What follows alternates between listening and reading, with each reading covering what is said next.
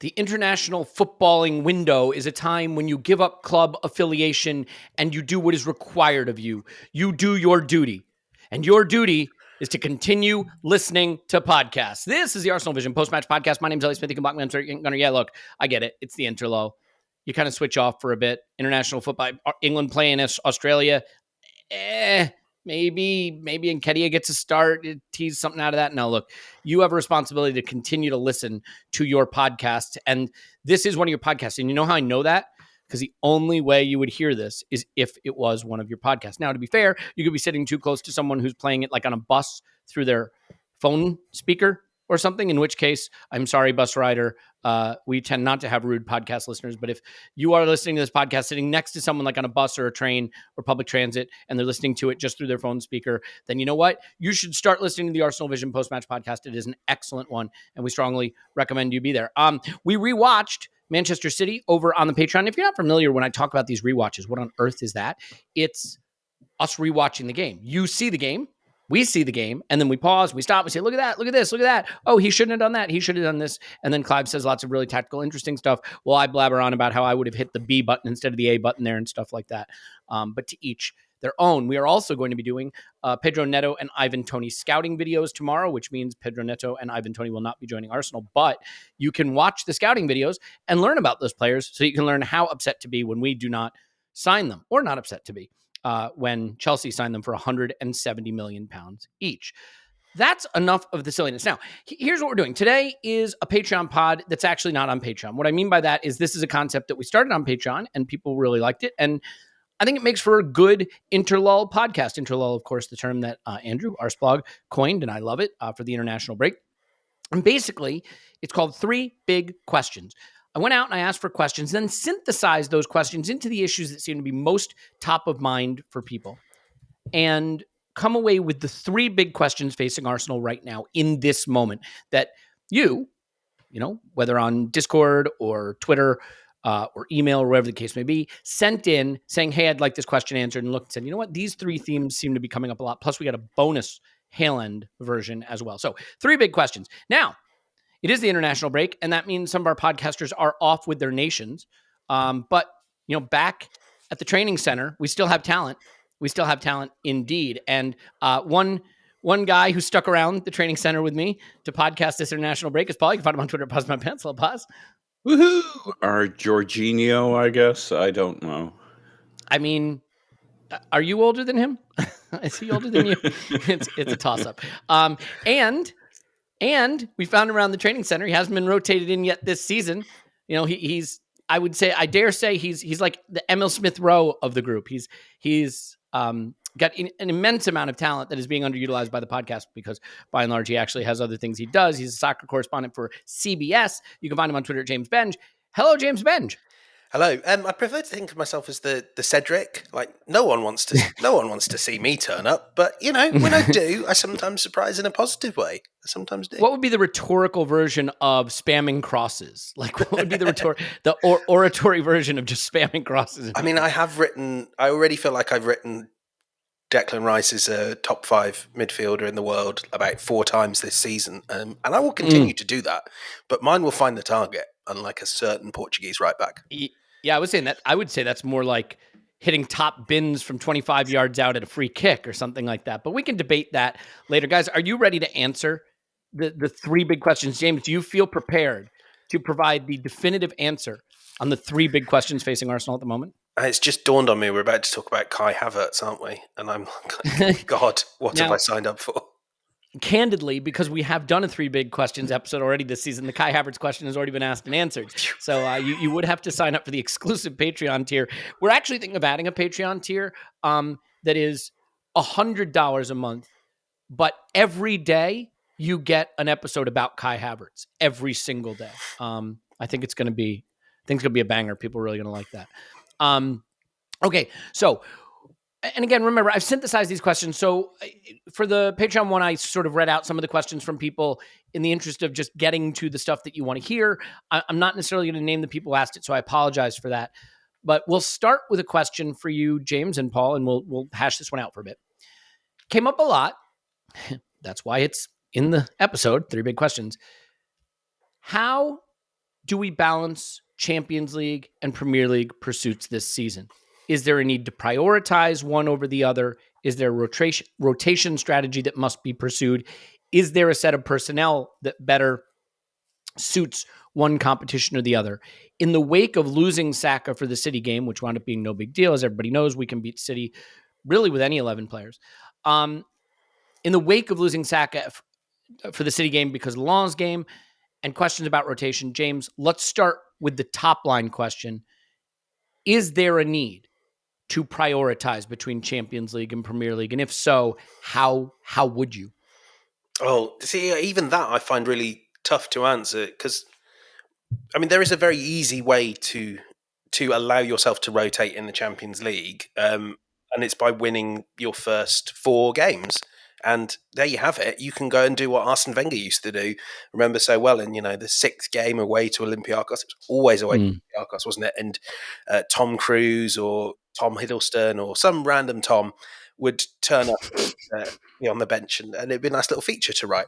That, I guess, is not available to Arsenal right now. I mean, perhaps it looks like this specific group, and you do kind of have to view it in those terms. You can't abstract it. It's about Sevilla, PSV, and Lens. This specific group looks like one where teams will take points off each other at the level below Arsenal, and Arsenal really kind of need to just take a view of, can we get to 12 points from 5 games and then just top spots hopefully in the bag then? So the honest answer is I don't think you can have a big picture view. What you need to do is understand, the next game's coming up in the Premier League. So the Lens game is a prime example here of, even though Arsenal didn't win, any team they named should have had the quality to beat Lens as well as they played in those moments. So you just kind of have to make a call based on the individual games. And if it's City and Bukayo Saka's had 2 knocks in his last 2 games, you hold him back and you pick a team that's good enough to win. But yeah, get the group 1. I know it's quite a boring answer, but do that. Can I ask you a pointed question that I'm going to put you on the spot, and I hate that I'm doing this because it puts you in the firing line for reaction, but I'm also kind of excited to see where you go with this. You referenced it, so I'll ask, do you think that Mikel made a mistake with the team he picked and specifically picking Saka for Lens? Oh, absolutely. A big mistake. Okay. I mean, get off the fence, please, James. Yeah, it didn't backfire, did it? And I mean, you take the positives out of how great Gabriel Jesus was on the right wing, and it feels like you have an answer to that question. But I'd rather have had the answer to the question of how good does Arsenal's absolute best 11 look against City. And, the goal here has got to be to keep 25 players fit throughout the season. And yeah, it was a totally unnecessary risk. But I mean, I don't have the full picture. I don't know what the medical reports say, but it felt like a risk at the time, and it backfired, and he shouldn't have done it. But I have to admit that I don't have information he has and that Saka has. It's difficult, right? Because I think as Arsenal fans, we want both. We want the Champions League and we want the Premier League. Now, the Champions League, you could say, is harder to win. I don't know that I agree in the current state, because I think the point total you will have to accumulate to win the Premier League is so immense. And the team that you're going up against in City, if you don't want to include anyone else, is so adept at getting to that point total and understands how to manage their way through a season to get there. Whereas the Champions League, knockout football, anything can happen, right? We've seen some teams win Champions Leagues that were not the best team in the world when they did it. Quite a few. And so, a lot of that comes down to the draw. What I agree with you about, James, is if we want any chance of winning the Champions League, I really think you have to win the group, right? You don't want to draw Real Madrid in the round of 16 or something like that.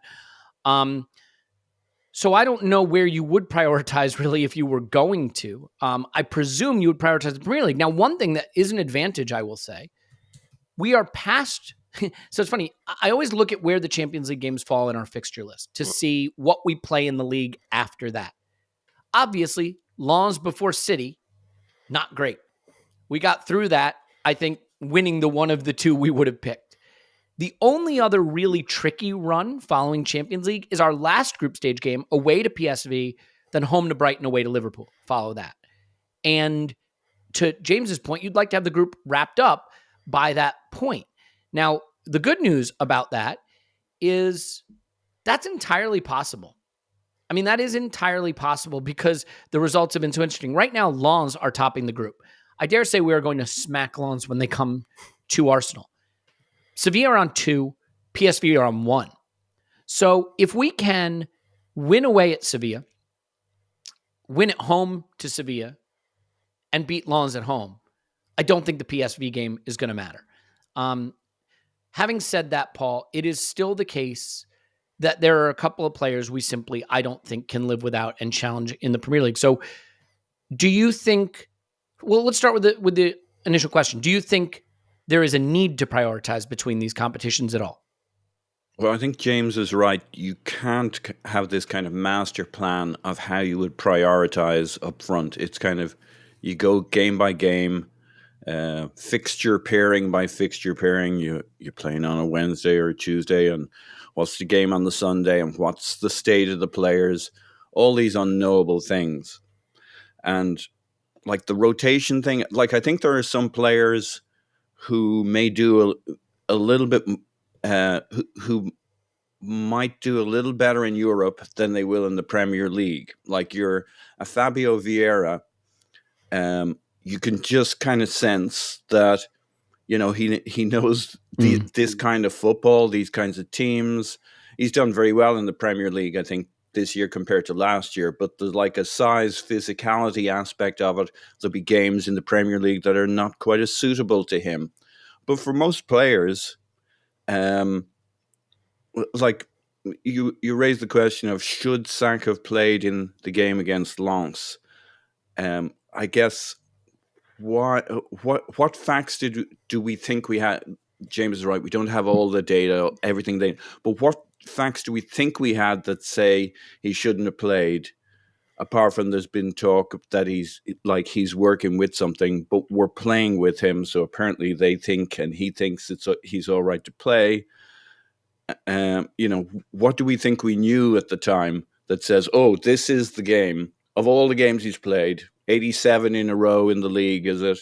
This is the one time where we know he shouldn't play.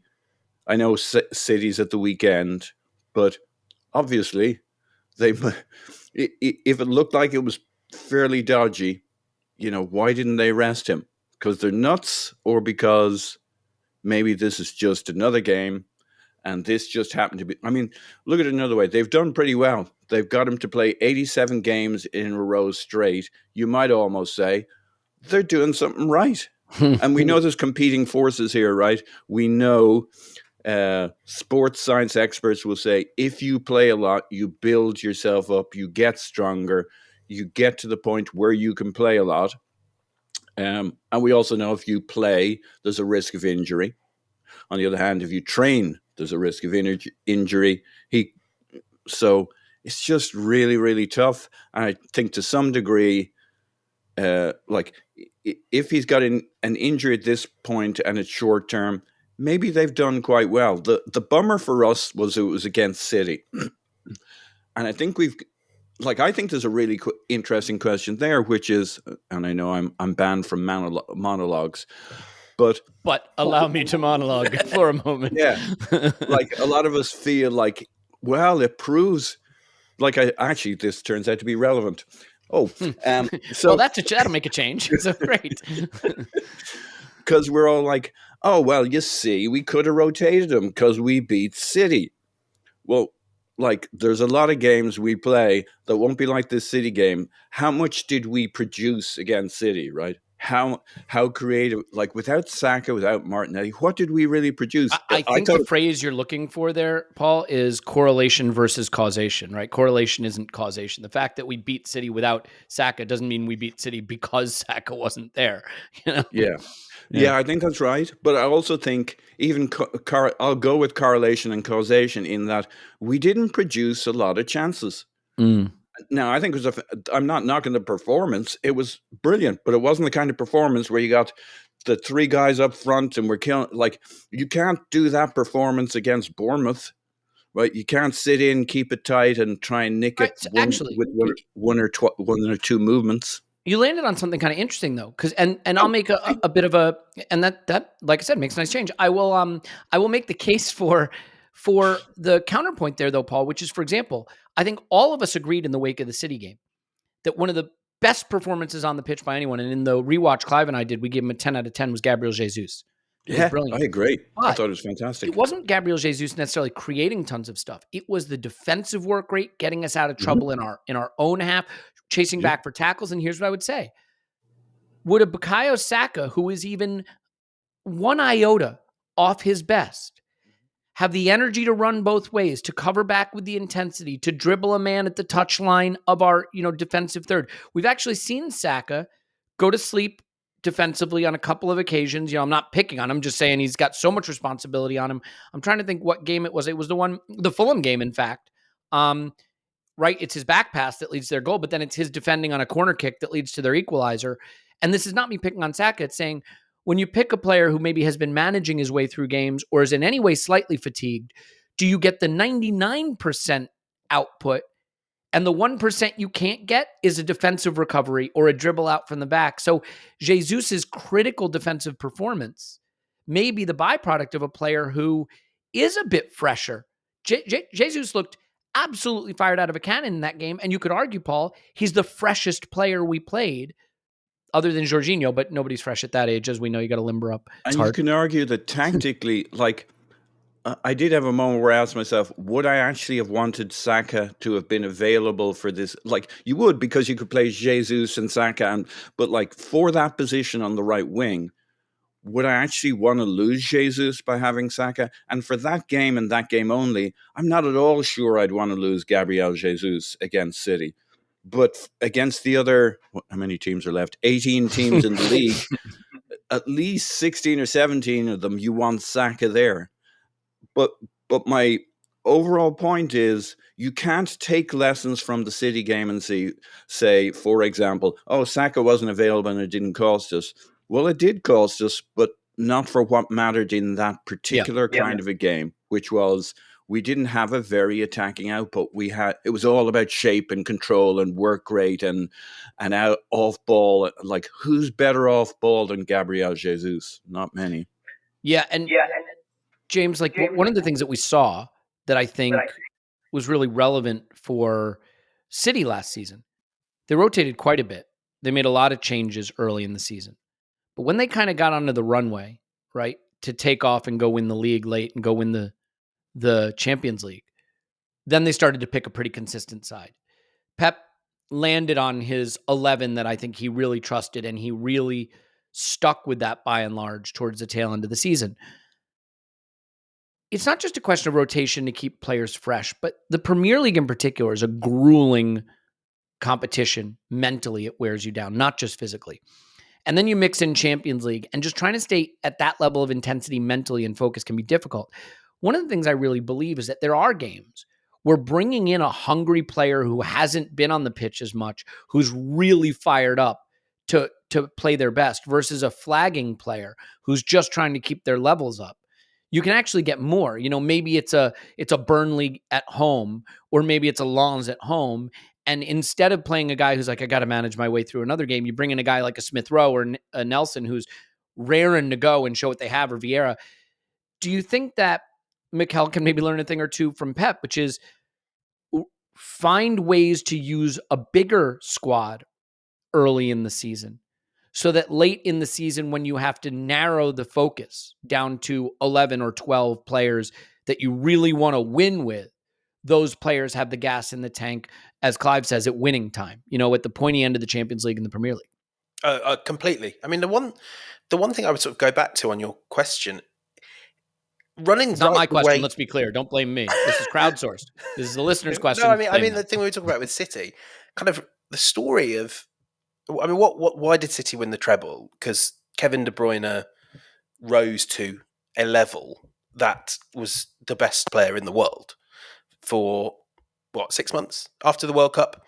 As great as Haaland was, and as much as he grabbed the headlines, that title was wrestled from Arsenal's grasp in that game specifically. And I think the one thing, and this is going right back to the original question, the one thing we have to say that Paul was alluding to as well, in the age of 95-point champions, even if this game against City is in October, this is a 6-point title playoff. You know, Arsenal couldn't win the title this season if they gave 6 points to City. Right now, whatever happens, it's about the results against the other 18 teams. That's going right back.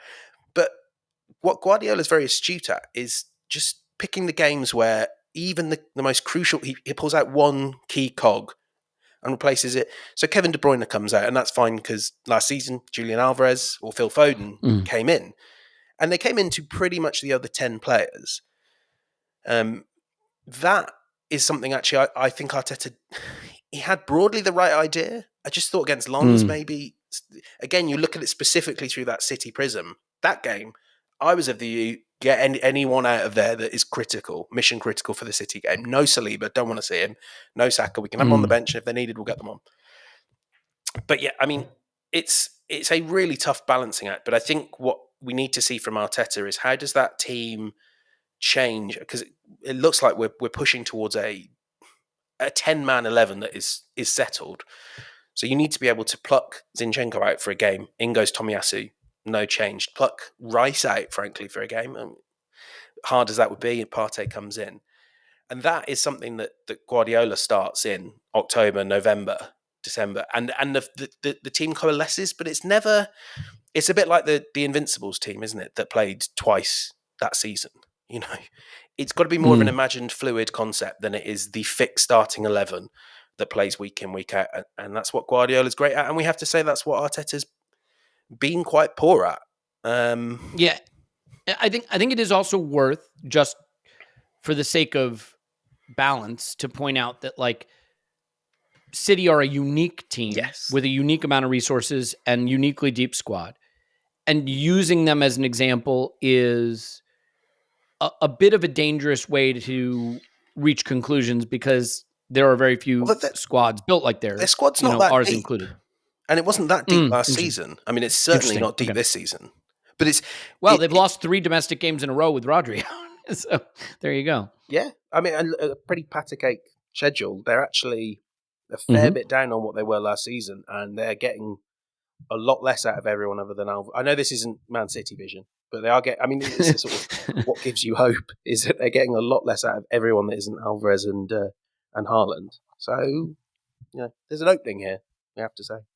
The mistake you've made there is assuming that there are fans of Manchester City who listen to a Manchester City Vision podcast.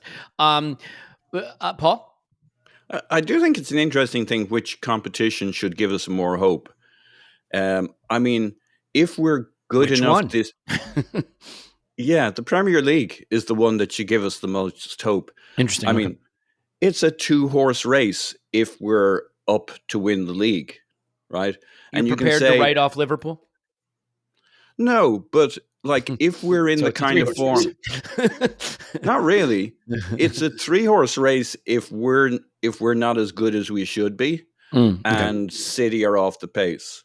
But if City are off the pace and we're as good as we should be, so I know it's a bit conditional, but like the Champions League, you can't say it's a 2-horse race. It's City and everybody else, but there's a lot of everybody else's, and it's a very, very different competition. We don't know our way around.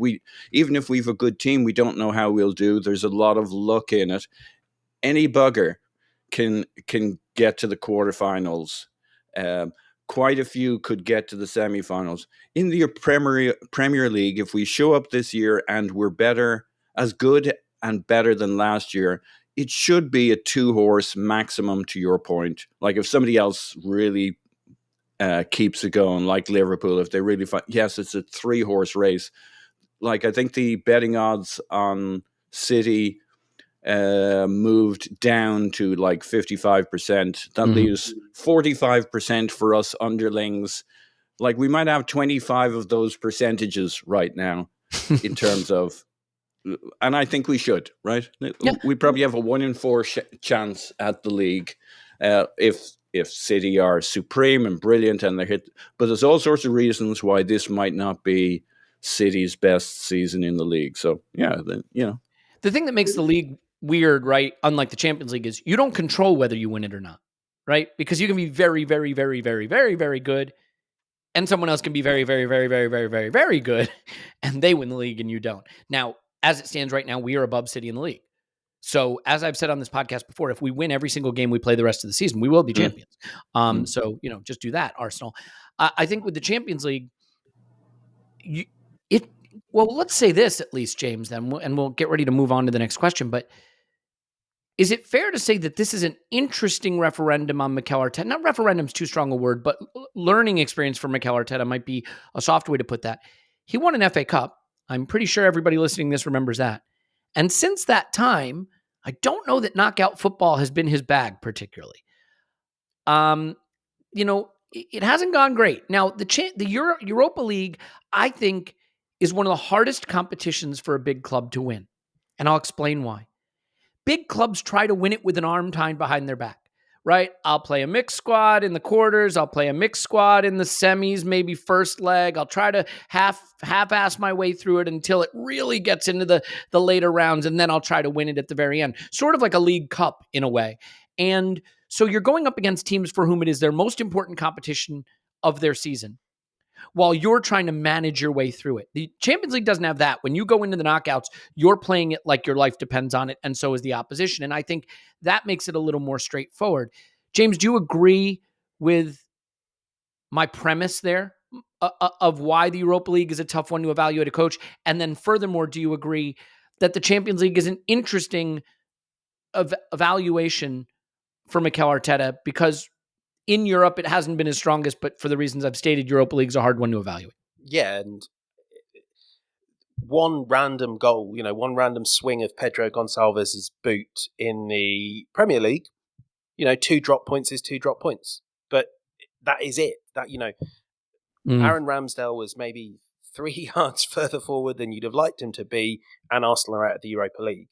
And that, the inherent randomness of that Pierre-Emerick Aubameyang hits the sweetest of bicycle kicks, but it just happens to be like a foot wide of the goal. And the inherent randomness is why you should all watch the Champions League and the Europa League on Paramount Plus. There's my work for the company. I can bill them for that. And if you can't watch it on Paramount Plus, then you can get NordVPN and you can watch it on Paramount Plus. There we go. Everybody wins. We're going to have to edit this out for the patrons. No, sorry, patrons. You got that one coming. Yeah, so I mean, that's the thing that's really hard to evaluate, isn't it? It is a lot more random chance. And as you say, how many times have we seen Arsenal at full tilt in a Europa League game? A handful. I don't know, because kind of going into this whole Champions League campaign, my question has been: does it matter that Arsenal haven't played much Champions League football? Because everyone that plays the game has played the game. That great term to silence debate will tell you it does, and the experiences of a team like City will tell you, even when you have all the talent in the world, there is something that happens that it in that competition and in knockout football that it's a bit harder to explain. They were winning league titles, pushing Man United close, and they never looked like Champions League contenders. It took an awful lot of false starts for them to get to that stage. And Real Madrid frequently looked like a pretty ordinary team until the knockout stage of the Champions League. So I'm really intrigued to find out if this matters, and it feels to me like Arsenal the ultimate petri dish for this big question, because I look at the players, I look at the way they perform, and I think that's a team that is more than capable of kind of, it sits in the top 5 in Europe to my eyes, but when they're at the Allianz Arena or when they're playing even teams they should beat like Inter Milan, does it matter? Does the experience matter? I don't know. And that's kind of why I don't want to hammer Arteta if it goes wrong in the knockouts. Obviously, if it goes wrong in the group stage, I got questions. But right now, it's more interesting because I think Arsenal could just win it. Something magic could happen. They've got the talent, but it always seems to matter.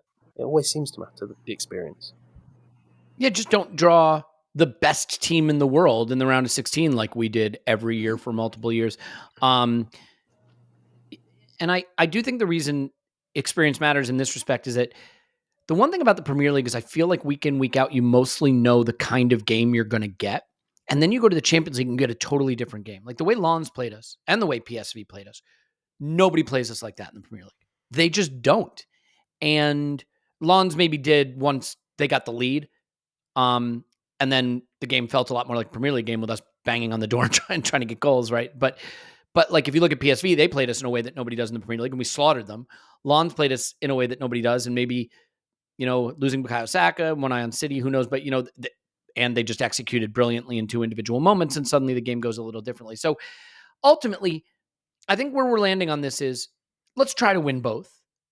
I think there will have to be a thoughtful approach to how you do both. And my final feeling on this is if you've got Lens at home, well, when Lens comes to Emirates, Mikel's going to have a point to prove, and so this may impact it. But don't be afraid to say, you know what, Saka, you rest for the weekend. I'm going to play Nelson because he's not going to manage his way through this game. He's going to go 100 miles an hour. Or Smith Rowe, go play left 8 because you're so fired up and raring to go. And that's going to give me more than, or Vieira or whatever, someone managing their way through the game. Maybe Vieira for Odegaard in that game. Just get the players on the pitch who can give their 100% effort and I know effort and commitment are such lazy terms, but not because it's not that any of these players ever play without commitment. But I think we saw in the Europa League even last year, players do have a way of managing themselves through a game, and I don't think you want to be in that position in the Champions League. So we'll see how it plays out. Ultimately, we know how it's going to be judged.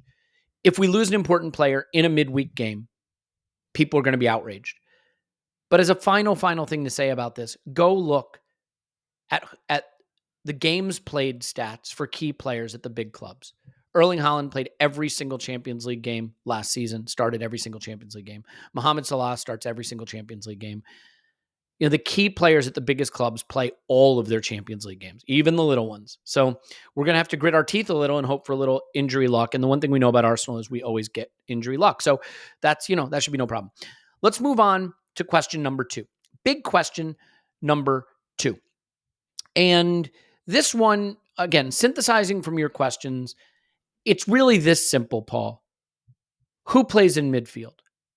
What is our midfield, our best 3 that we should be playing when the chips are down, when we get into winning time like City did last season, and we're all fit, everybody's fit and available, as is always the case for us in the last 2 months of the season, and we've got, a 1-point lead at the top of the table, and we want to put out our strongest team in every game. What is that midfield? Who plays in midfield if we want to go win everything? If you could pick a midfield and I could promise you they could start every single game the rest of the season, but only that midfield. How about that? Because that locks you in. You could pick 3. They'll start every game the rest of the season, but it's the only 3 you can start the rest of the season. What 3 would it be? Okay, so I love this topic. I think I reject, I will answer your question, but I think I reject your framing because all the games are different, right? A lot of the games are the same, but there are some games that are like, they're just the absolute counterpoint. And that's why I come back to this City game. How you set up against City is not how you set up against Bournemouth at home.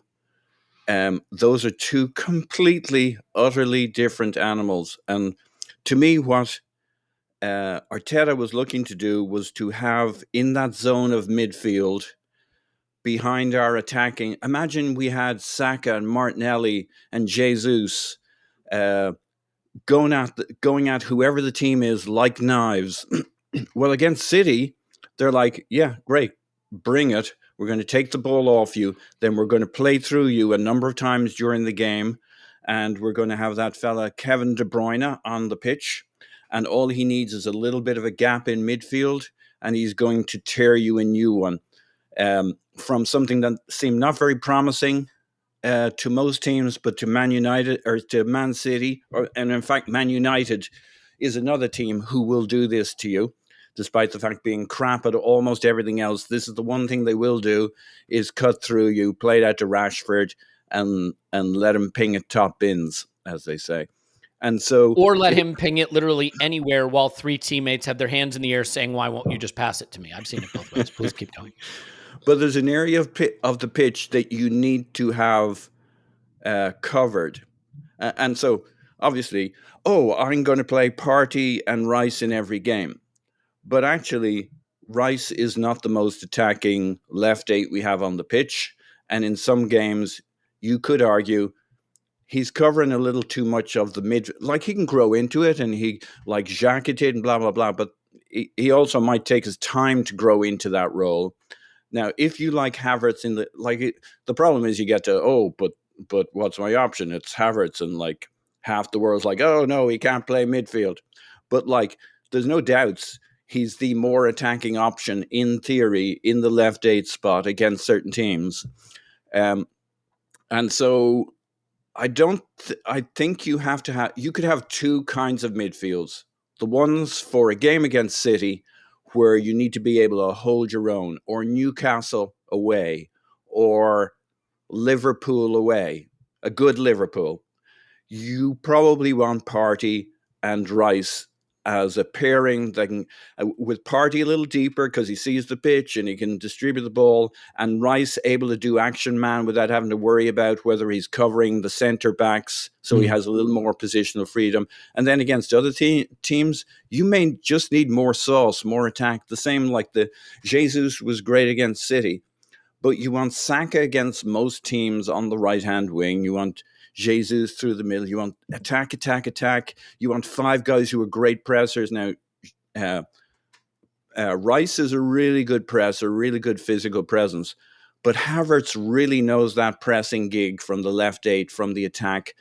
And hopefully Havertz grows into that role where we can use him in a couple of different positions, but certainly left 8 and at times as a rotation.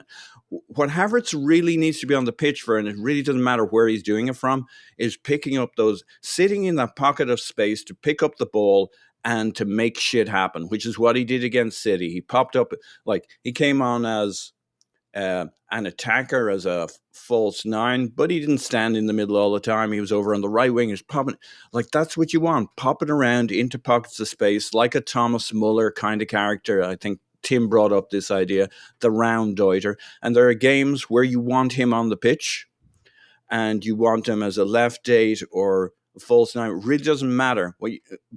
And I understand why he's not been picked as a false 9 at the moment to some degree, which is he needs to be able, he doesn't need the crowd on his back for end product if he's playing as the false 9, because if we don't score, he's going to get it in the neck and you're right back to where you were. So Arteta's got a lot of balancing to do at the moment. But I think there's two midfields you look for. And in that kind of a game that we played against City, yes, Partey and Reiss. And against Bournemouth at home, we need Havertz to be an option, a strong option. Okay. It's an interesting one, James, because I think Jorginho coming in and starting against City is going to vault him up the list of players people think should be picked in certain situations. I dare say there are some people right now that would prefer a Jorginho, Reiss, Odegaard midfield over a Reiss, Odegaard, Havertz midfield. And that's not a situation we would have expected to be in just a week ago, but beating Manchester City has a way of changing opinions. Vieira, let's not forget, he's certainly an option. I don't think he'd be a first option for most people, but I know you wanted an opportunity to talk about Kai Havertz, so it's buried in this question in there for you. My belief, I'll just tee it up. If to answer my question, since Paul wouldn't, if I had to pick one midfield in every single game for every competition for the rest of the way, I think I am prepared to say it would be Reiss, Partey, and Odegaard. You know, if fit, if available, as we know, the African Cup of Nations mean that will not be an option, even if it was an option, which, knowing Thomas Partey, it would not be an option anyway. Would love for it to be an option when we get to the tail end of the season. But how do you think about the midfield situation? Because I don't know that any 2 or 3 Arsenal fans will necessarily agree on how this should be sorted out. Yeah, I mean, it is quite interesting that how little we've mentioned Vieira there, because I kind of look at it and I'm wondering if.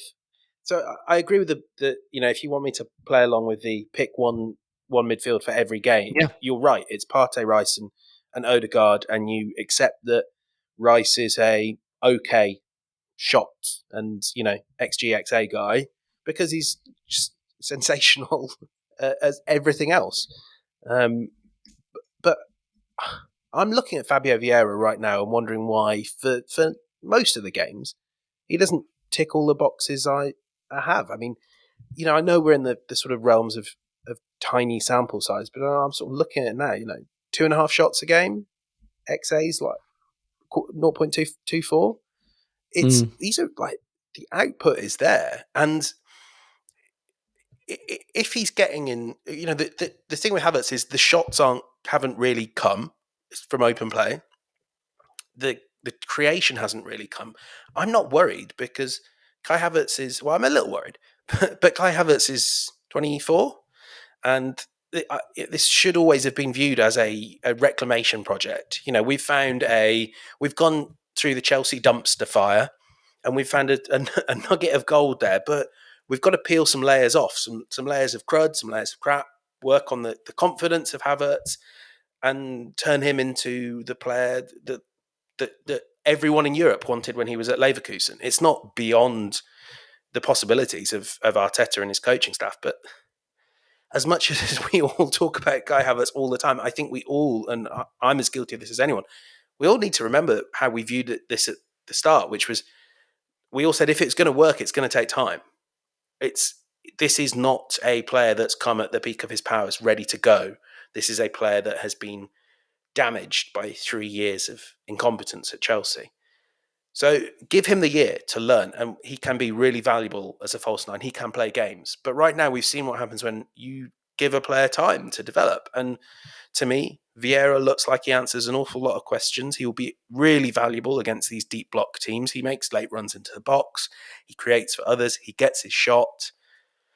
I want to see a lot more of him in the Premier League games that Arsenal are expected to win, and then the others. Yeah, whether it's I really liked Jorginho against City, and I'm pretty open to that because he has in that game. When Jorginho got booked, everyone in the ground was like, "Oh God, it's happening, isn't it? He's going to get sent off." But the only person that didn't think that was Jorginho. And he has a level of composure. And, I've been here, I've done all this shit a million times. I've beaten City when it really counts, mate. That I'm very intrigued to see in big games. So Jorginho, Partey, I'm very relaxed about that. But yeah, for a lot of these games, I want to see more and more of Vieira because small sample size, but I like it. I like it a lot. It is, I thought so at the time, but I think it's only tilted more this direction. It seems pretty clear to me that the party at right back thing early in the season was Mikel trying to establish an ability to use Partey and Reiss almost as a double pivot while also using Havertz and Odegaard, right? Have that box. And he didn't have to make a choice. I get Partey, I get Reiss, I get Havertz, I get Odegaard. I get all four. Now, that came at the expense of Gabriel being in the team. I don't think that was the right choice, but you could argue the most dominant Arsenal have been this season in terms of territory, field tilt, possession, was those games. Those games where we started Partey at right back. We had all of the ball and all of the ball progression and field tilt. We've done that discussion to death. I don't think it's the last time we'll see that, by the way. Now, having said that, I think Jurrien Timber was a critical piece of being able to play that way in particular versus Zinchenko. Remember, Zinchenko wasn't available at that time. What makes it hard to evaluate us this season is we haven't had all the pieces we consider critical together at once at any given time, right? So when the attack wasn't looking great, well, we didn't have Jesus up front. We didn't have Sack on the right. We didn't have Martinelli on the left. Or when the defense wasn't looking great, well, Timber was supposed to balance out the way we were, we didn't have the pieces. And so I think with the pieces we're going to have the rest of the way, we'll at least get a chance. You could argue Havertz deserves a chance, quote unquote. Of course, deserves a chance. He's a player. He's going to get his chance.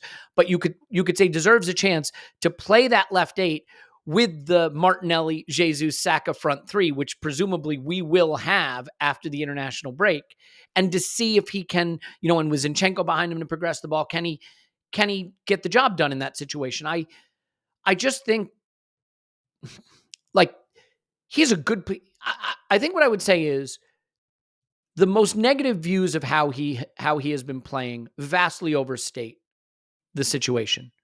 He's been cromulent, competent, passable. He has not given us enough of the final third stuff that we would want. He has given us more, I think, of the structure and possession and control stuff that we think. 45-ish touches a game. It's not like he's having 10 touches a game. He's not giving us a ghosting performance.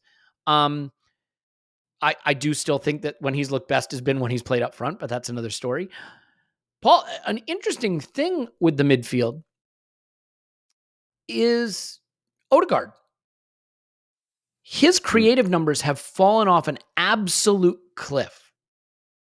Martin Odegaard has 1 assist this season, and it was to Ben White for the 4th goal against Bournemouth. That's it. That's his assist. His XA, expected assists, last season was 0.23. This season, it is 0.07. I do think that all the great teams have that guy that picks the lock a bit. Not just all the great teams, all the teams, period, right? I mean, I don't think Manchester United are great, but Bruno Fernandes, to his credit, does pick the lock. Maddison picks the lock for Spurs. That's, why they got him. Kevin De Bruyne, well, we've seen him pick our lock quite a bit, if you don't mind the turn of phrase. It is the case that I think in this midfield three, there needs to be a player who is the creative spark. And I don't know that we're getting it from Odegaard to the extent that we would want. Do you think there's something about the balance of midfield or the way he's playing that maybe is causing some consternation, maybe in terms of Havertz not getting more opportunity to score goals at the back post, or, in terms of why it may not feel like we've really landed on the perfect solution? Because in my mind, I feel Odegaard's been playing really well. But what the data tells you is the creative aspect of his game has suffered so far this season. Yeah. Look, it's a tough one. I think he's been playing great. I think we haven't been playing great. I think we have been coming up through the gears, and I have my narrative for this is a season in which we're going to build and get better as we go along, unlike last season where after a short period of time we came out of the box flying, we kept going.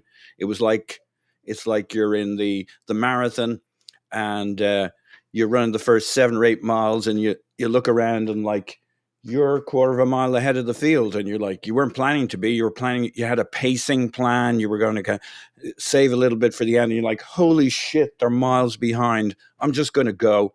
I'm going to go and go and go, and I might win this thing. I might win the Olympic gold, or I might flame out. And that was us last year. We're like, holy shit, we're ahead. We're playing well. We come out of the blocks flying in each half, and like we're head down. We score the first goal. We did that for 2/3 of the season, and we decided, you know what? Let's not try and do something different at this point. Let's do it till we drop. And unfortunately, we dropped with 10 games to go. I think this is a different kind of a season, and I'm hoping it's just a question of patience. I think Odegaard's playing really well. I don't think Arsenal's playing brilliantly in the attacking third yet. I think there's been a lot of change. We're talking about the different kinds of midfields you have. We're still getting settled. We have not had Saka, Jesus, and Martinelli in the attacking lineup for Odegaard to play with. He's had a lot of load to work with. The amount of off-ball work he does. He leads the press. He charges around for 90 minutes. And this isn't he's not good at the attacking, but look at all the work he's doing. I'm just saying, I think he's having an absolute stormer that isn't showing up in assists. He scored a number of goals. He looks the part. He makes things tick. Like you compare him to a Maddison, and Maddison to me, certainly at Leicester and where I see him at Spurs, he has a pretty free role and his job is to create. I think Odegaard's job involves all sorts of things, and he never wanders the pitch. He has a diagonal, he drops back into maybe a triangular pattern on the right that he moves around depending on where the ball is on the pitch. But you know where he's going to stand on the pitch. And he's not free to roam around into pockets of space. He's a support for those guys ahead of him to pick that little pass to the next guy, to form that triangle with Saka and White. And he's not free to just go out and create. And until the 3 players in front of him are firing and in place, you're not going to see his assist numbers shoot up. He's just trying to keep us in games and ticking along. Like, I don't think it's him. It's not him. Yeah. It's an interesting one. I mean, his non-penalty XG is way down from last season, less than half. His expected assists are a quarter, or about a third of last season. So and look, the stats aren't everything because he's doing so much for us. He's doing so much work. We wouldn't be controlling games the way we have been if he wasn't in imperious form on the ball in some respects. I think it's an interesting one. I just think, and we're about to crest into question 2 because I think the Odegaard stats cross over into question 3. I mean, so we're bridging the gap. But I think the midfield balance is an interesting one, and it'll be interesting to see how Mikel arranges those puzzle pieces. Now, here's the good news. I think any way he arranges the puzzle pieces, we look pretty good. I think if he goes with Reiss, Partey, and Odegaard, that's a tremendous midfield 3. I think if he goes with Reiss, Jorginho, and Odegaard, I think, again, a tremendous midfield 3 with slightly different qualities, obviously. I think if he goes Reiss or Partey plus Havertz and Odegaard, again, the one thing I do think may be impacting Odegaard a bit has been not having Thomas Partey. And James, before we move on, I just want to touch on this. Thomas Partey's verticality is something we don't have a lot of in this team. We've seen a little more horseshoe passing, a little more lateral passing. I think Zinchenko gives us some of it. But over on Odegaard's side, that right-hand side in general, that Odegaard, White, Saka side, I do think there's something about the way Partey plays those little dagger balls into Odegaard in the half space or plays it into, Saka cutting inside. I think the Thomas Partey verticality, and this is not a knock on Reiss, by the way, who's been absolutely sensational, but plays the game a bit differently. Do you think that Partey, who is a slightly right-sided biased player, and I think our most vertical player in terms of buildup, do you think that could be having a knock-on effect to the directness of our attacks? Billy Carpenter did an interesting analysis, by the way, showing that our optimal attacks last season were when we played, I think it was around somewhere between 4 and 5 passes per sequence. And this season we're up around 7, I think, passes per sequence, or we have been in a few games recently. Point is we have more passes per sequence. Again, a lot of data that I don't know how to parse. But do you think that Thomas Partey component is a little bit of the special sauce that gives us some verticality there? It's really hard to tell because I feel like 8 games in with Arsenal, I feel like we're still sort of groping around a bit in the dark, which you should never do, to understand. Well, in some situations that can be fun. Anyway, yeah, as long as work you're out. consenting adults. Yes, of course. I mean, like another one would be, and I think this really ends up being reflected in Odegaard's performance. The direct speed, which is how fast Arsenal are getting the ball up the pitch. I think it's in meters per second. Anyway, it's gone from 1.2 last season down to below 1. So Arsenal have become slower. Mm-hmm. Now, part of that, I think, and we all think, is a function of Mikel Arteta wanting to make this team a bit tighter. And that is working really, really effectively, as we saw against City and as we've seen in an awful lot of games. Arsenal are more conservative, but the upshot of that is people aren't being, the defence isn't being run through as often as it was in the worst moments last season. But it's also the case that I think we forget when we look at the data of it in particular, that for a largish chunk of last season, teams weren't quite as afraid of Arsenal as they appear to be now. They didn't necessarily feel like they need to adapt, even especially early on in that win streak. Because they were facing the 5th best team in England. You remember what Tottenham came out and did against Arsenal in that first North London derby that they won 3-1. They thought they could play against this team, and they couldn't. And a lot of teams thought that way. And now you sort of see Fulham stick 11 men behind the ball. Palace start before the sending off. So many teams are so much more cautious against Arsenal. Yeah, United. I think that's to an extent why kind of people are finding it a bit of a slog. We forget that Arsenal can't just decide that these games are going to be open and fun and that they're going to get all these chances. I mean, I'm sure we'll come on to this as well. I think that's probably reflected in why Arsenal are getting a lot of penalties, is they're just playing against teams with loads of players in their own box. Having said that, like there are obviously occasions where you avenues open up and Reiss is getting better at exploiting them, but he's not Thomas Partey, and it'll be a while before he is. And that is certainly missing from Arsenal's game. I'd agree with that, but yeah, got to take the opposition into account, and they just don't want to play football because they watch the PSV game. I would encourage more teams to play that way against Arsenal because it's great fun for everyone at the Emirates. But I feel like a lot of them won't. I'll say this.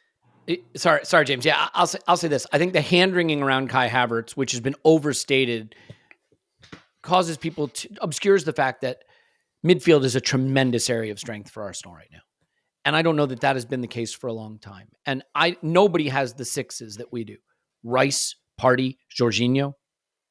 If you want to throw El Neni in there, be my guest. I think he's more coach than player at the moment.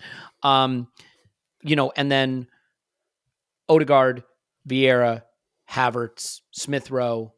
I think it's a tremendous area of strength. So I think whatever we land on in terms of how to compose the midfield, we are going to be quite good regardless. And I think Mikel has seen that he can have trust in a bunch of different options, which means also we as fans are going to have to maybe bite our tongues a little bit when we see a lineup come out like we did against City. And it's not the exact 11 I would have picked because there's a lot of ways to make this work. Okay, that's going to lead us into the question that I think has really, really been asked a lot: attack versus control, chance creation versus control. We're going to come on to that. But when I think chance creation versus control, one of the first things that comes to mind for me is getting my body in a state of fitness where I can create chances and I can control football matches. In order to get my body into that state of fitness, I need to drink AG1, and you do too.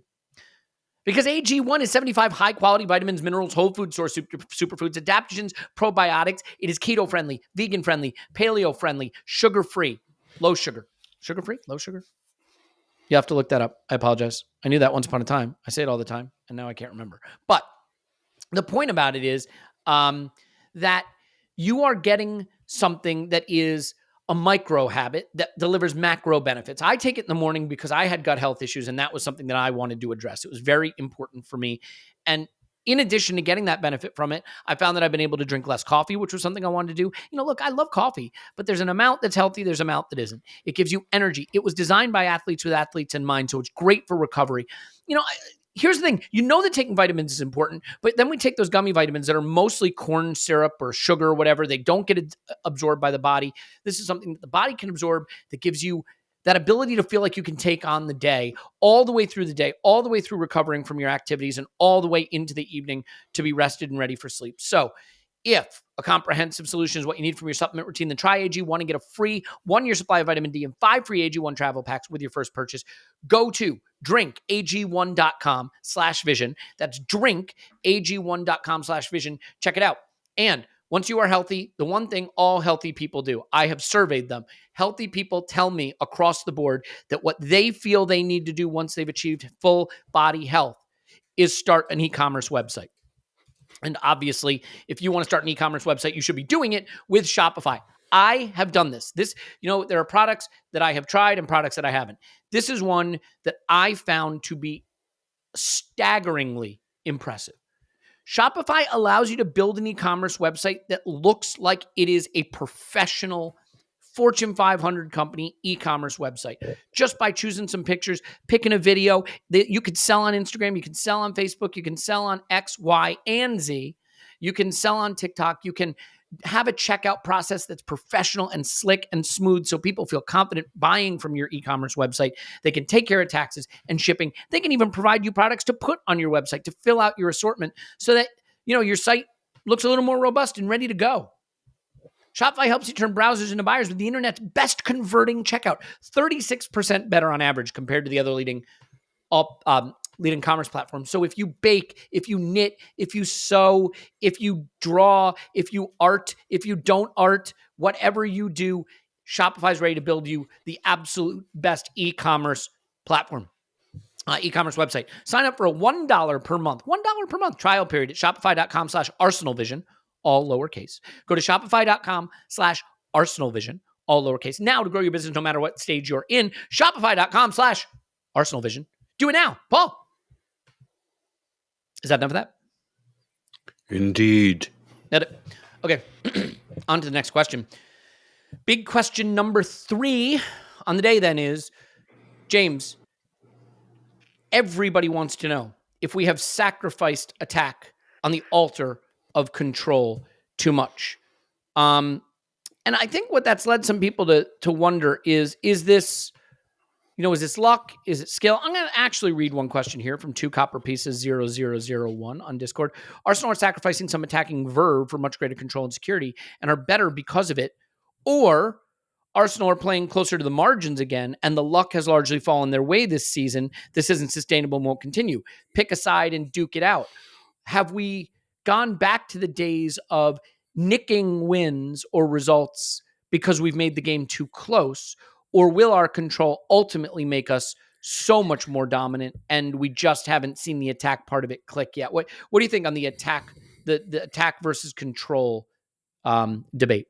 I feel like a lot of this is kind of based on nerds looking at the XG table or the non-penalty XG table most of all and going, oh, I don't like that. I mean, I'm looking at Arsenal are 6th in non-penalty XG. The goals aren't flowing as freely as they might when you strip out penalties. But so you shouldn't kind of consider a raft of penalties to be necessarily predictive of future penalties.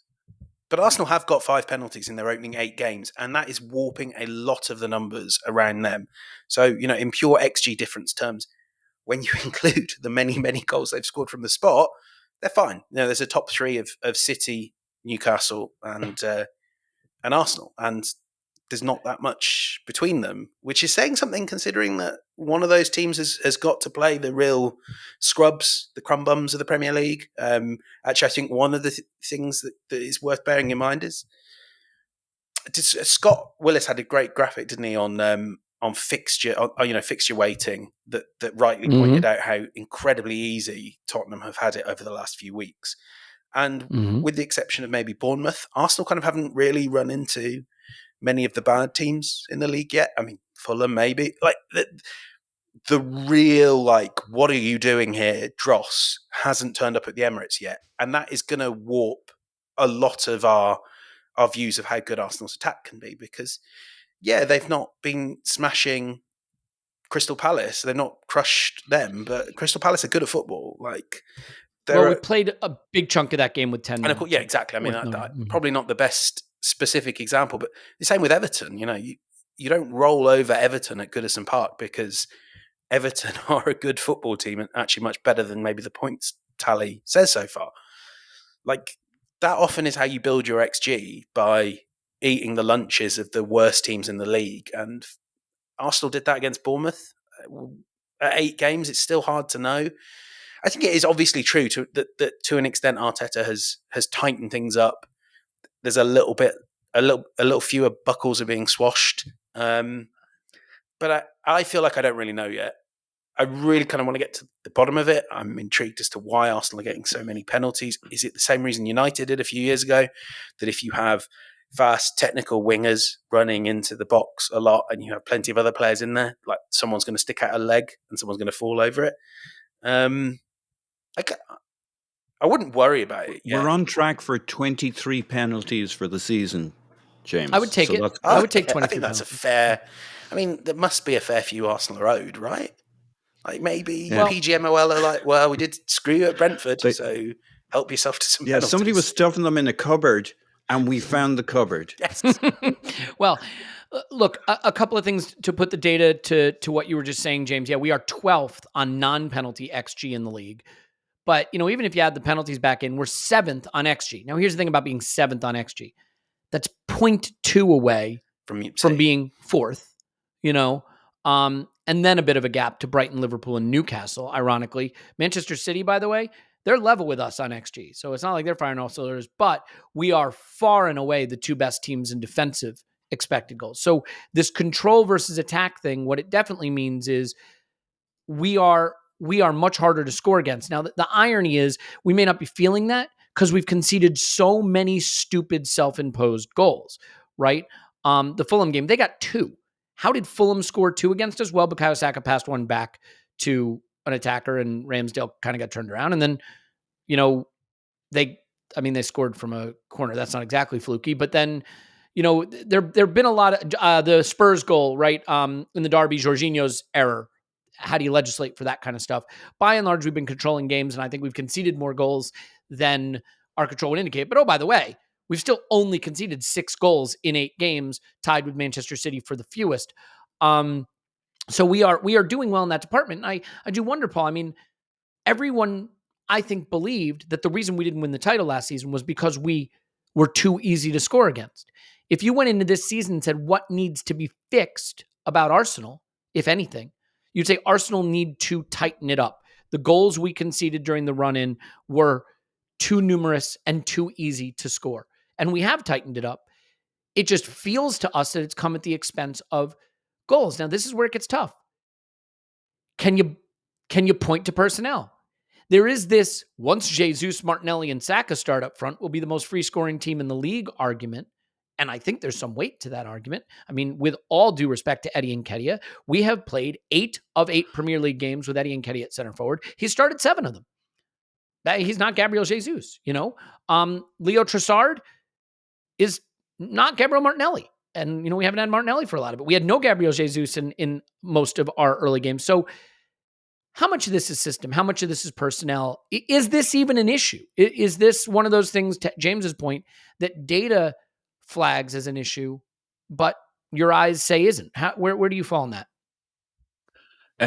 No, I don't. I think the issue is, and we can see it with our eyes, we're playing fairly good, but we have not hit the notes, right? We're not there yet. And part of it's personnel, part of it's players learning the system, the way we play the game. Reiss is new to how we set up. I mean, he's been great, but he's kind of been individualistically great.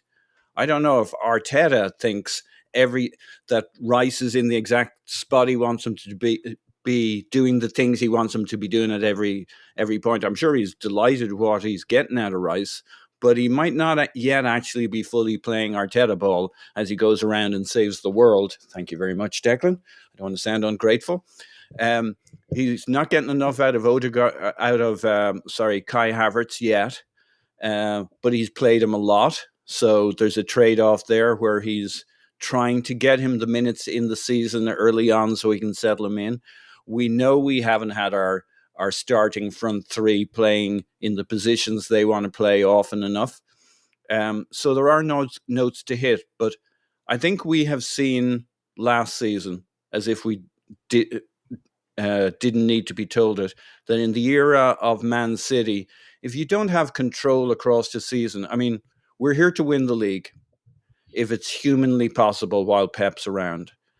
And you're not going to do it on the vibes we had last year, where we came out of the blocks flying. First 15, 20 minutes of the game, we just battered them. We were loaded up to the gills. Second half would start, we'd come at it like flying out of the blocks again. You can't do that for 38 games, and you certainly can't do it for 38 games and the Champions League midweek. And we also learned none of this really matters till you get to February, March, that international break, and then the 10-game run-in. And the emotional energy we expended last year, it was fantastic. It was wonderful. I've no problems, all that, they shouldn't be getting that excited. Like, it was what it was. You start taking that thing apart and try and re-engineer last year. Like, we got top 4 without as an absolute breeze so easily, we stopped even considering it after about, say, February. And the world stopped talking about it as a will they, won't they. Like, it was a fantastic year, but it was kind of a one-off. And you wouldn't want to be trying to do that every year, and you couldn't. And the emotional level you run at and you just have to do it differently. And the emotional conservation of playing in this way with control, without conceding goals so that you need to go and score 2 more to kind of take the game out of sight. Like, if you only need to score 1 goal or 2 goals in every game to make it very secure, you can manage your way through a season. I see gears here. I think we're in, 3rd, 4th gear, and we'll go into 5th gear, and we'll go into 6th gear as the season kicks on. And players will start to find the way in this system, and it'll become more interchangeable. And I love that stat about 4 passes to something exciting happening. I don't think that was quite how you phrased the stat from your friend. And now it's more like 7 passes. And like that's all about attacking when you're in your rest shape, which is something we're all trying to work out. What's that really mean? Well, okay, now you told me what it means. What's it look like on the pitch? And we're starting to see what that looks like on the pitch. If we lose the ball, we regain the ball in the attacking third. And if that doesn't work out, and we saw that once or twice against City, we have the coverage in midfield. And that's why, like, an interesting thing, you mentioned Jorginho. You wouldn't mind Jorginho in that midfield. Well, Jorginho against City, ironically, is something where we're going to have 4 players right behind him and Declan Rice beside him. Against Spurs, we had Jorginho, if you remember, he was in the back line and there was literally nobody. Now, he screwed up and he had the time to do something a lot smarter than that, but he hadn't played much at that point in the season. But like that was an end-to-end game where there was lots of space by the second half and we were chasing the game. There's going to be a lot of horses for courses. And I think we want that ability to be able to keep. That's what I love about the City game. We can go into that mode against any team for a period within a game, or against the big teams across 90 minutes. And as it loosens up, we can use our bigger guns. And so I see gears within games, ways of playing different teams. And it's not going to feel like last year, but we can't judge the attack till we see Saka, Jesus, Martinelli for a few games in a row, and then see what we got. Yeah. Comprehensively answered as ever, Paul. I appreciate it. I think, James, anything to add? I've got more if you want. No, we're good. Thank you. You did great. Thing that, I mean, this kind of goes back to the Ødegaard conversation as well. With some of these players, it's not necessarily given that they are on a linear progression, that last season wasn't an almighty fluke's not the right word. Last season was Martin Ødegaard at the peak of his powers and beyond. You know, you were talking about the XG. I think he's doubled his XG in terms of goals scored. I think he was sort of 0.4 goals per 90 off 0.23 XG, 0.45 goals. Like that, you know, baseline Martin Ødegaard is not what we saw last season. His baseline will increase, but you know, he was vibrating at a level higher than that. And I think we may well see that from quite a few players. What makes you feel confident about everything, big picture here, is just that if the defense, if you've got these solid foundations, and this goes right the way back to Mikel Arteta, year 0, year 1, if the foundations are there, it's so much easier to build out attack. You know, we thought a while ago, can Arteta build attack? Back to toothpaste. Toothpaste, God. So I got through a whole pod with that. But it's, you know, that the goals can come, like you were saying, from having the front three there. The goals can come, but what you can't rejig mid-season is your defensive solidity. It just doesn't happen. How many teams become overnight elite level defenses? You don't see that emerge very often midway through a season. I'm open to being told I'm wrong, but I certainly think in terms of underlying XG metrics, I can't think of a team that went from adequate top 4 defense at the start of the season to best defense in the league by the end. And the joy for Arsenal is that they've got a top 2 defense, and they can build off that. That is a lot more helpful, I think, than, you know, the shootouts of last season, because it's just not a way to win titles. I don't fully subscribe to defense wins you championships, that ideology. But at some stage, if you're in a low scoring sport, if you're giving up an expected goal a game, it's tough. If you're giving up half an expected goal a game, which I think is where Arsenal are about 0.7 XG, 0.6, similar to City, that's where you win your titles. Yeah. I think it's interesting because you look at Liverpool, right, and they're trying to do it the other way this season. It's not going to work. Attack, and we'll worry about the defense some other time. Brighton too, by the way. And both are good teams, and both are in good positions in the league. But you've seen the silly points they can drop. You've seen how it can bite them. And, Brighton in particular, they've had a couple of games where they've been curb stomped as a result of it, when it goes wrong. I don't think Arsenal are going to get dominated by anybody this season. I don't think Arsenal are going to be heavily beaten by anyone this season. One thing I can remember, people point back to Arsene Wenger. Arsene Wenger built some beautiful attacking football, but people aren't going to forget the 6-0s and 5-1s, and those kind of games, because the way we attack on its day could be the most enjoyable football in the world. And by the way, I'm not talking invincible period. I'm talking post-invincible period. There was a balance issue, right? There was a bit of a balance issue in terms of getting attack versus defense, right? And let's not pretend, by the way, at the very, very end of that, there was a lot of horseshoe football, unfortunately. But the less said about that, the better. But Arsene Wenger brought us absolute poetry of football, and we enjoyed watching it, but it could be ruthlessly exposed. I don't think you would say that Arteta's football has that same poetry, but it is not going to be exposed. I would be shocked I'll be shocked if we lose a game this season, because we're going to go invincible, obviously. But I would be shocked if we lose any game this season by more than the odd goal. I don't think we will be exposed in that way. Unless we kick 3 into our net, which seems to be the way, we essentially concede goals. So I do like your point, James, about the platform, right? Giving ourselves a platform to go on and win games. And then the only question, though, is how little attack is okay, before you find yourself in a situation where everything's a tight margin, everything's fine margins. And we've been in that place before where you're not playing badly, but you just can't accumulate enough points.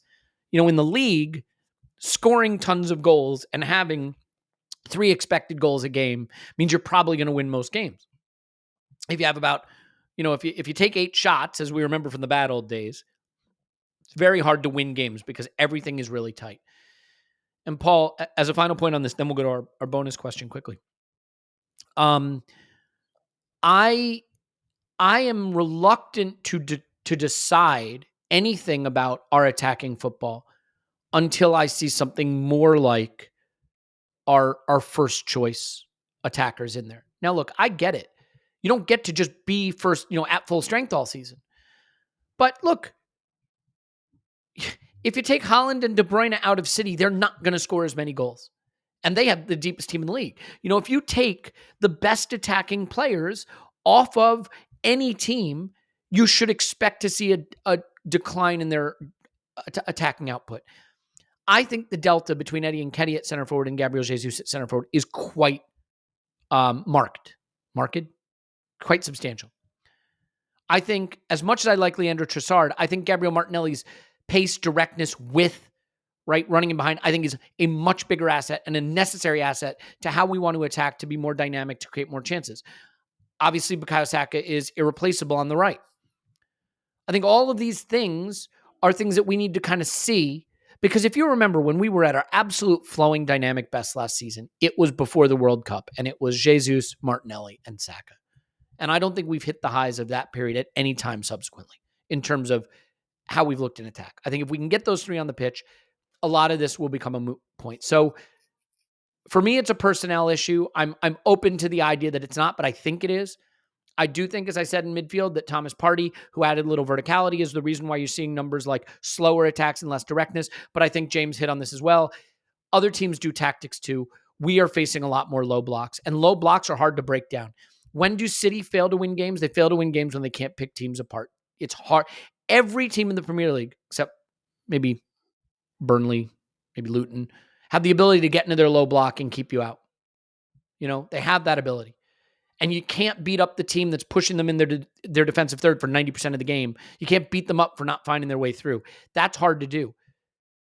If teams are willing to come out and play you like PSV were, you can win 4-0, but they're not willing to do that as much. So final word on this, I think opposition tactics and personnel explain a bit of this.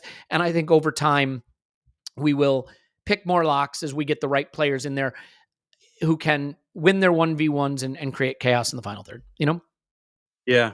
Look, there's a phrase Mikel has used over the last few years, and he used it, I think, against Lens. He's used it a couple of times this season, which was basically saying we played well, but we didn't play well in the boxes. either defensively or in attack.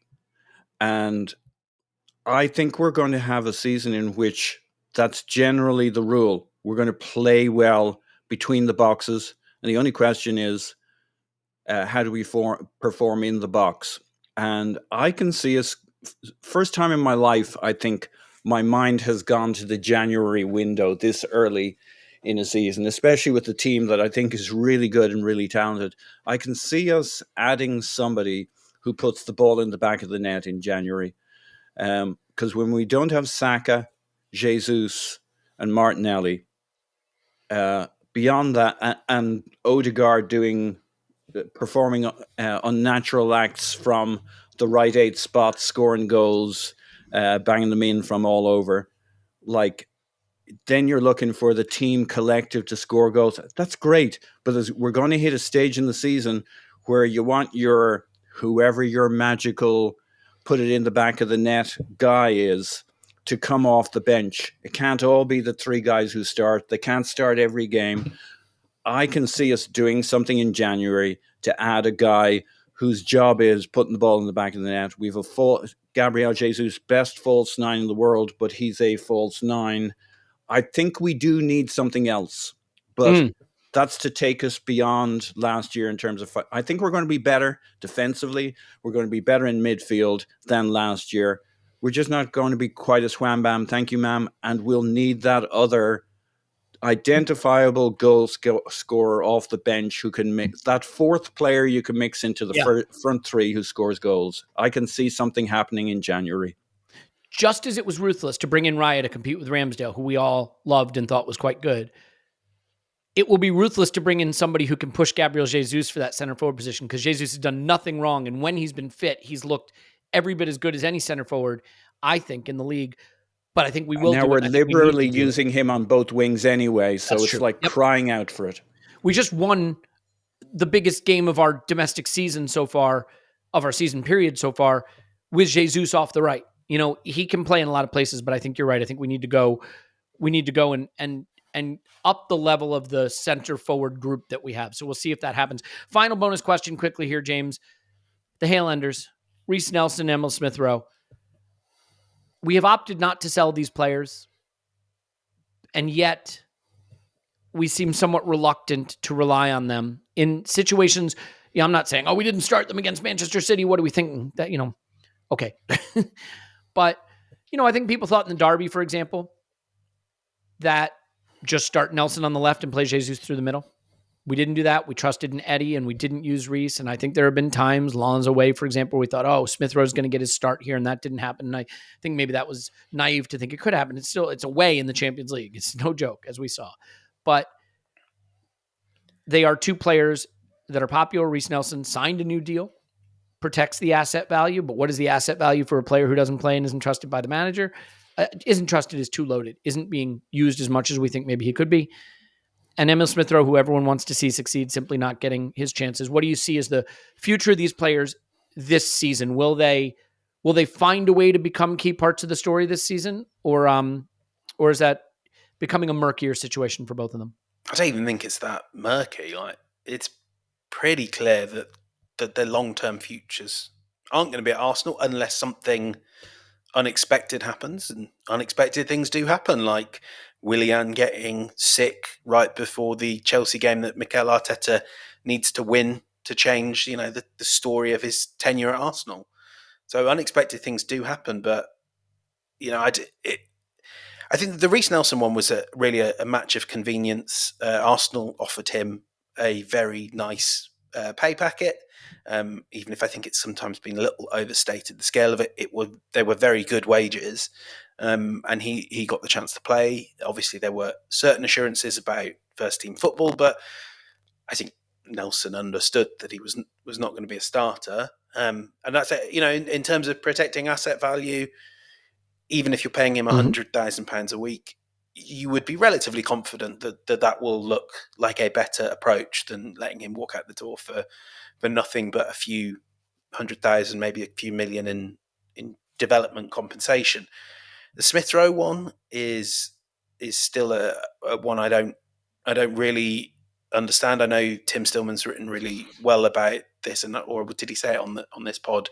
How Probably both. Probably, and he probably said, usually how it works. "I've written about this. I've written about this." That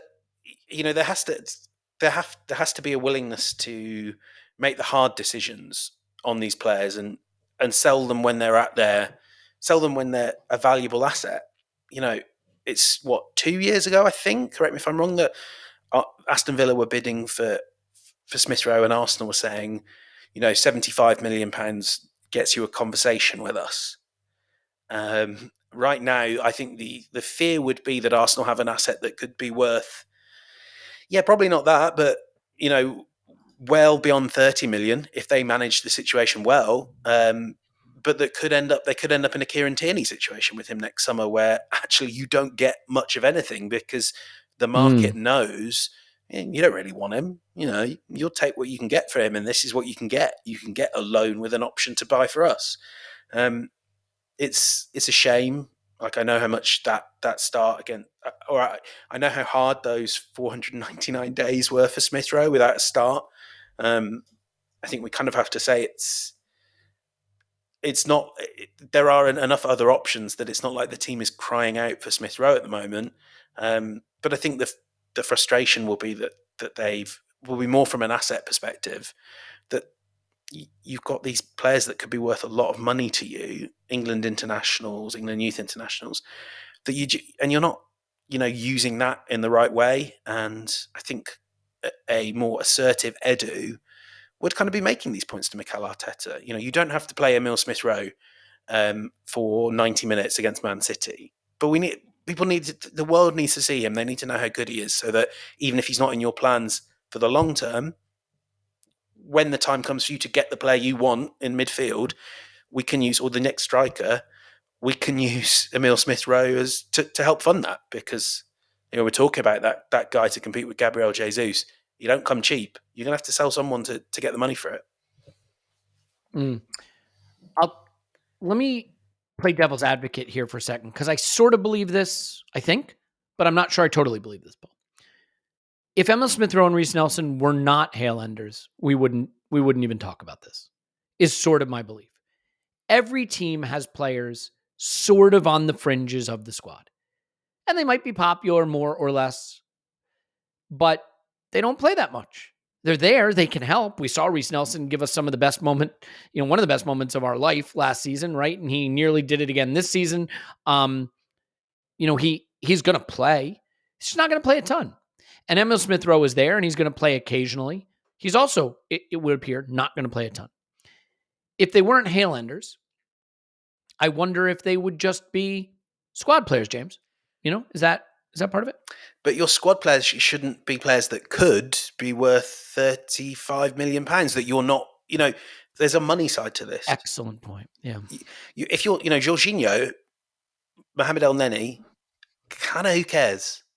And if you've got, a 33-year-old who you've given an okay wage to, and you've said to him, you're going to get 300 Premier League minutes tops.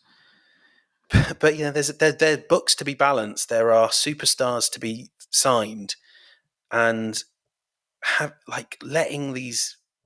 I don't like talking about Emile Smith Rowe and Reiss Nelson. These are guys I've kind of followed since they were, kids. So I don't. When I talk about them as assets, I'm not disrespecting them. It's just you as a football club have to have this view of, we have we have £35 million here that we're just frittering away. That's the difference. Fill your squad with fringe veterans. That's great. Don't have these players that, if you're smart, you could sell to Villa or to Brighton or to whoever. Get them worth something. I think a concept that is really tough in football that I don't think is embraced enough is opportunity cost. If Reiss Nelson and Emile Smith Rowe and Eddie Nketiah, let's throw him in there, had been sold, what might we have done and added to the squad? And would the squad look much stronger with what we had added? Now, you don't know. You might have added dross. You might add guys who are worth even less to you. But if people feel we should have gone for another attacking midfielder, we should have gone for a wide player, we should have gone for a center forward. Well, if we'd sold that trio we just mentioned, would we have players sitting on the bench that Mikel trusts more, uses more, gives us more. Opportunity cost is important. It's not the question of whether you rate the player. It's a question of, could selling that player have led to you doing something that makes the squad better? Everybody listening, including everybody on this pod, wants Emil Smith-Rowe to go on to be an Arsenal legend and Reiss Nelson to be an Arsenal legend. We're reacting to what we see as the situation currently. And by the way, the reason I've added this bonus question in is a lot of people asked about this. So, Paul, where do you stand on opportunity cost and the idea that you're always going to have some players on the fringes of the squad, but should those players be guys that you chose to keep instead of cashing in when they had real value? Yeah, you see, I think I love the question. I love the positioning of Nelson and Smith-Rowe because I think the two situations are utterly different. Interesting. I think what's going on at the moment kind of works for Nelson. I think he's actually trusted. He's not getting a lot of minutes, but it's a long season. I see Every that time argument. he comes on, he looks good. Like if you're his manager, you're liking this. In Arteta's Arsenal, playing some of the best football in the league, you see a guy who the manager, like other managers will see this. They'll see, oh, look, Arteta trusts Nelson in these key games. I mean, he's come on for like big chunks of games or key moments. He's always looked good. You flip it to Smith-Rowe, you're his manager. You're thinking you're downgrading my asset here. I've got a player here. Everybody wanted him. They're all wondering what the issue is here. His performances aren't showing him anywhere near his best. There was 2 seasons ago, you had Jamie Carragher. You had, who cares really? We like their opinions when we like them and we dismiss them when we don't, but absolutely raving about Smith-Rowe among all players ahead of Saka. Those were the kinds of performances we were seeing. That makes my heart bleed. I love Smith-Rowe. I do think the Hale-End thing is a thing, though. I think it's a useful thing to say if they weren't Hale-Enders, but they are Hale-Enders. And that's a thing beyond just a little kind of logo you get. It's a thing within the club. It's a thing of how they play for the club. It makes them attractive to other. Like Smith-Rowe is probably one of those players who's always going to be attractive to other clubs. If we sell him next summer, he'll still be super attractive because like he just pops and everybody saw him pop and he's that kind of a player and he's got and other clubs will want that excitement beyond the talent. But you don't want to overdo it here, guys. I don't know why we kept him and now still signal that we don't trust him. That's the bit I don't get. It's one thing if he's not getting the minutes. You just don't get the feeling that Arteta is right on the point of trusting him. Whereas with Nelson, that's a whole other feel. You mentioned Nketiah. Obviously, Arteta trusts him, likes him. The signal is this is a good guy who performs for us and we trust him and he's getting lots of minutes. Nelson, a lot less minutes, but it's a long season and he's done well. Smith-Rowe, when you put those three together, that's the one that makes me cry. Yeah. And I think it is okay, by the way, to be emotional in your evaluation of these things. Not just okay, but like natural. I do think the one danger with analysis is that analysis can be so fact-based that we lose the reality that football is supposed to be passion-based, emotion-based. I mean, I think one of the reasons so many people are drawn to football and Premier League football in particular is the intensity of the emotion behind it. And by the way, I'm not trying to dismiss the people that are drawn to it by the cold calculating data and enjoy that. But, I think you have to keep the emotion in it. Why do people love Bukayo Saka so much? We wouldn't be pissing all our time away watching football and talking about it. So that's exactly right. And why do people love Bukayo Saka so much? Not just because he's good. It's because he's a Hale-Ender. That's okay. It's okay to want those players to succeed more than others because they're Arsenal through and through because they are a fan like us in some respects. So I get that. I think we should sort of leave it there, James, unless you want to just come back on anything that Paul said. Because I don't have a problem with letting your emotion guide how you feel about this. I do think that if I worked for Arsenal, right, and wasn't an Arsenal supporter, just worked for Arsenal, I do think it would be fair to say we should be having a conversation about resource allocation in terms of maximizing our output and our opportunity cost, Yeah, absolutely. But let's not forget the great upsurge of the last few years. It has been based on a connection, and don't tell me that Smith Rowe and Saka aren't the points at which that connection with the supporters, with Hale-End, with the club, with the playing staff, that's where it was forged. It was forged through and obviously the song Saka and Emil Smith Rowe. That doesn't mean that you can't take a clear-eyed, rational view on where Saka, Smith Rowe, and the team have gone, but it's really easy to root for Emil Smith Rowe, and that matters too. Like, it matters because I can't believe, and I'm someone that, I'm always kind of trying to back up what I think with data, but I can't believe that Smith Rowe isn't 5% better because it's Arsenal and it's the club he supported his whole life. And the same with Saka. And it's a shame just to let that slip away. It feels like Smith Rowe is kind of slowly like ghosting out the back door. And that just doesn't feel like the right way for it to end, but it does have to end. And that also means there's an argument to do right by Smith Rowe. And probably doing right by Smith Rowe was saying in the summer, we love you, we're going to miss you, but we think we all know here, don't we, that you're never going to be the guy, and you deserve to be that guy. And we get 35 plus million for you. So it felt like Arsenal let a win slip away there. Yeah, I mean, from Balogun to Willock to Iwobi, I think you see that when you cash in on your assets, and again, it's an awful term to use for beloved academy players, you can build a stronger squad with the resources that you have. It is no fun watching the players you love leave a club. I mean, I can still connect to the emotion of how I felt when Cesc Fabregas left Arsenal, and I hated it. But none of them stay forever. The mistake you can make is waiting. Because let me just say this, the window is shorter than you think. We're in year, let's say 2 of the project. Let's say last year was year 1. We arrived. We announced ourselves. We arrived on the big stage. This is year 2. We probably have 2 more seasons after this, if we are lucky, where this window continues to exist, and then it will shut. And it will shut for reasons you don't expect. Saliba will leave, or someone will suffer a catastrophic injury, or someone we don't expect will go, or Mikel will leave. Something will happen. And do we want to still be sitting there going, this is the year for Smith Rowe? I feel, you can't, unfortunately. You cannot. We tried that, by the way, with injury-prone players. We tried to wait for Jack Wilshere. And it didn't happen. He couldn't get his body right.